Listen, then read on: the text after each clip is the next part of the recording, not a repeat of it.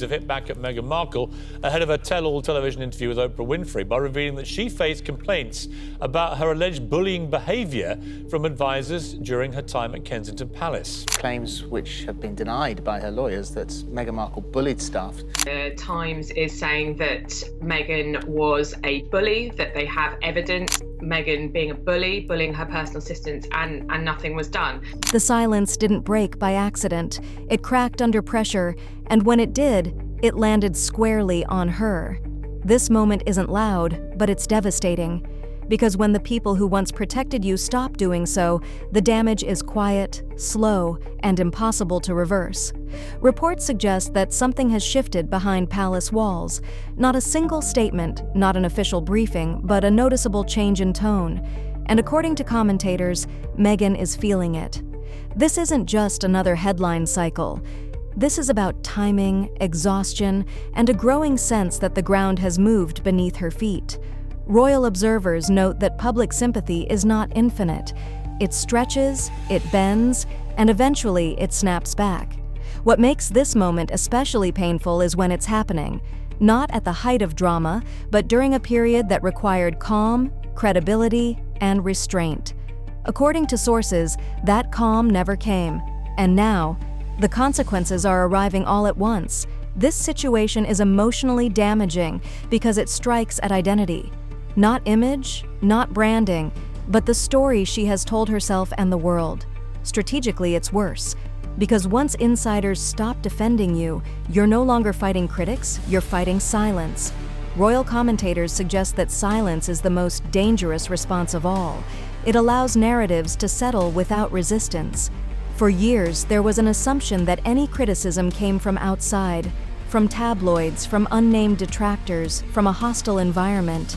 But now, reports suggest the tone has changed closer to home, and that changes everything. Former aides, according to commentators, are no longer as careful with their words. Their phrasing has softened, but their meaning has sharpened. Royal observers note that this isn't about leaks, it's about permission. When people feel they no longer need to protect someone, they speak differently, not loudly, but honestly. Sources claim that what's being felt is not anger, but fatigue. And fatigue is far harder to counter than hostility, because hostility can be challenged. Fatigue simply walks away. This is why the emotional toll is reportedly so heavy. It's not one story, it's the accumulation of many. Each interview, each project, each moment that was meant to reset the narrative. According to commentators, those resets stopped working. Not because the message was wrong, but because the audience was tired. Royal observers suggest that insiders began to notice this before the public did. They saw the reactions change. They noticed how conversations ended faster, how defenses became shorter, and then, according to sources, they stopped altogether.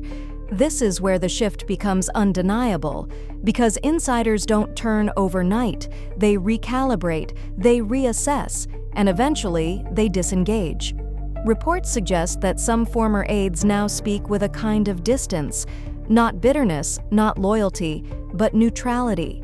Neutrality in royal circles is devastating. It signals that someone is no longer worth the risk. According to commentators, this is what Meghan is grappling with emotionally. The realization that the room has gone quiet, and quiet rooms are where reputations are decided. The turning point, royal observers note, didn't come from a new revelation. It came from an old one resurfacing at the wrong time. A familiar interview, a familiar statement, a familiar framing. But this time, the reaction was different. Sources claim that what once felt bold now felt repetitive. What once felt brave now felt rehearsed. And repetition, according to commentators, erodes impact. This resurfaced moment reframed everything. Not because it was shocking, but because it wasn't.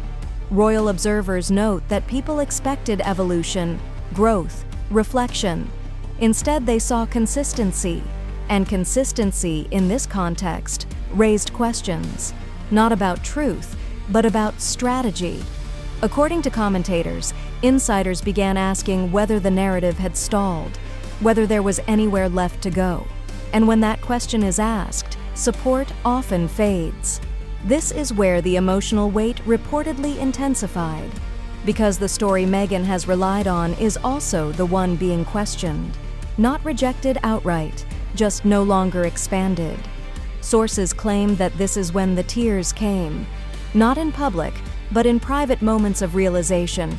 Realization that sympathy cycles move on. That influence depends on relevance. Royal observers suggest that the palace doesn't need to respond anymore. The conversation is doing the work for them, and that is perhaps the most painful shift of all. Consequences, according to commentators, are already visible, not in announcements but in absence, invitations that don't come, support that isn't voiced, and commentary that feels colder. Reputationally, this creates a narrowing effect. The audience becomes smaller, more polarized. Emotionally, it isolates, because isolation feeds insecurity. Strategically, it limits options, because every next move feels heavier than the last. Royal observers note that silence from the palace is no longer strategic, it's procedural. They don't need to engage because the narrative isn't threatening them, it's circling her. According to sources, this realization has been difficult to accept because it challenges the belief that the fight was external. What if, commentators ask, the fight was internal all along, between expectation and reality, between control and perception? Prince Harry's position complicates this further, because according to royal observers, his silence now carries meaning. Not support, not opposition, just distance, and distance in public life is read as doubt. Sources claim that this has added to the emotional strain, because unity was always part of the story. When unity feels quieter, questions grow louder. According to commentators, this is the phase where narratives harden. They stop evolving, and once they harden, they're difficult to reshape. Royal observers suggest that this is why insiders are stepping back. They sense that the arc has flattened, that the moment has passed. This doesn't mean disappearance. It means diminishing returns, and diminishing returns are brutal in the public eye. The consequences extend beyond headlines. They affect future credibility. They affect who listens, who believes, who defends. Sources claim that Meghan understands this now, not intellectually, but emotionally, because emotion arrives when strategy fails. This is where the story currently sits, not exploding, not resolving, hovering. Royal observers note that hovering narratives eventually drop. The only question is where. And that's the question insiders are no longer answering for her. What happens when the people who once shaped your story stop shaping it? When they let it drift? According to commentators, this is the most dangerous phase of all, because drift feels passive, but it leads somewhere. Will there be a reinvention, a recalibration, a retreat?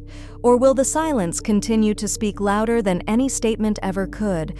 Are palace insiders truly done or simply waiting? Waiting to see if anything changes, and if nothing does, what happens then? Because in royal narratives, timing is everything, and this time time may not be on her side. What do you think this silence really means? Is this a pause before a comeback or the beginning of a long fade? And if the insiders have truly stepped back, who, if anyone, is left to step forward? I want to know what you see happening right now. Do you believe this is a strategic pause, or the moment everything quietly shifted? Drop your thoughts in the comments. Not one-word answers, but real perspectives. If you've been following this saga for a while, make sure you're subscribed, because stories like this don't unfold in a single video. They evolve, they reverse, they reveal themselves over time. Turn on notifications so you don't miss the next chapter. Not when it breaks loudly, but when it changes quietly. And if this analysis made you think differently about what's really happening behind the scenes, share it. Because the most powerful conversations happen when more people are paying attention. This story isn't finished, and neither is the discussion.